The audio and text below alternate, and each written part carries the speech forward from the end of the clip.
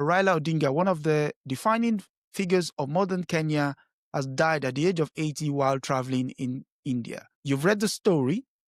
What's your take when you got... All right, sister, you want to go ahead? No, you can take this. Okay. So what is not mentioned in any of the articles, and you can look in any of the mainstream articles, is the reason why he never became president. You came of out Kenya. swinging. That was the Right. question I was going to pose to you. But Right. go ahead. I mean, it's clear that he won the 2007 Mhm. election.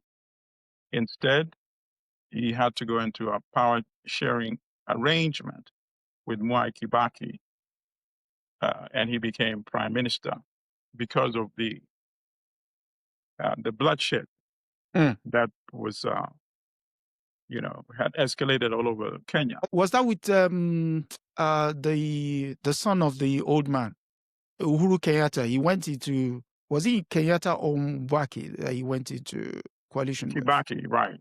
Blackie. So, and then in 2022, he won. Against But, Ruto. there was no way with the United States. And the reason is very clear. They never say it because he was the son of a socialist. So he was a suspected socialist as well. His father, Raila Odinga, Yes. Jaramogi, had been Kenya's first vice president under Jomo Kenyatta. Ginga Odinga. And what's that? No, she was Ginga about to sing. Odinga. Yes. Yes, She was yes. about to sing the A song. very ringy tone to it. So what happened is he wanted land reform. He wanted the land to be returned to the peasant farmers and their descendants from whom the British had stolen the land. And Kenyatta did not want that. Kenyatta had a deal with imperialism, and Kenya became what it is today, the epicenter of corporate congregation in East Africa. And in Africa as well, you can actually say. So that's why his father was sidelined. His father actually was instrumental in getting Jomo Kenyatta released by the British. So they won't allow Oginga to be a part of mainstream Kenyan politics thereafter. And of course, to them, Kenyatta was very much acceptable. And at some point, perhaps, had Kenyatta not pushed Odinga all the way, he would have been acceptable as well. The people who were not acceptable were the ones who actually fought in the forest. You see? People like Dedan Kimathi, who was executed in 1957. You know, had he lived, it would have been interesting to see how Kenya's politics might have played out.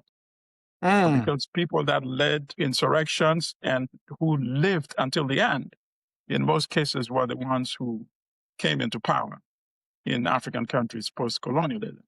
So I think the West kept associating Raila with Jaramogi Oginga Odinga, and that's why he was unacceptable as president of Kenya. That's why he never became president.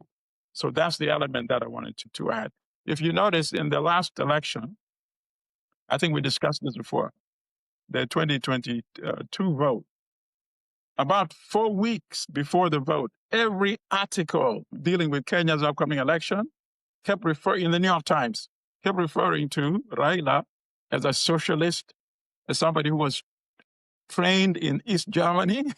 East Germany, yeah. They were the ones who were giving scholarships to African countries. So he went and he studied engineering, and they don't even mention that he studied engineering. He didn't go to study radical Marxist politics or anything, So they kept aligning him that way.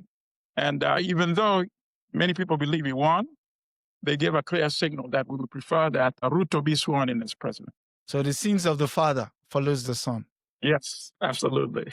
Okay. Sister? But I would agree with everything Comrade has said, that yes, he studied to become a mechanical engineer. That's what he was. And he came back to his country, unlike many of us who go abroad and study and end up staying in our country, or those who leave because they cannot survive in their country because they've been exiled and,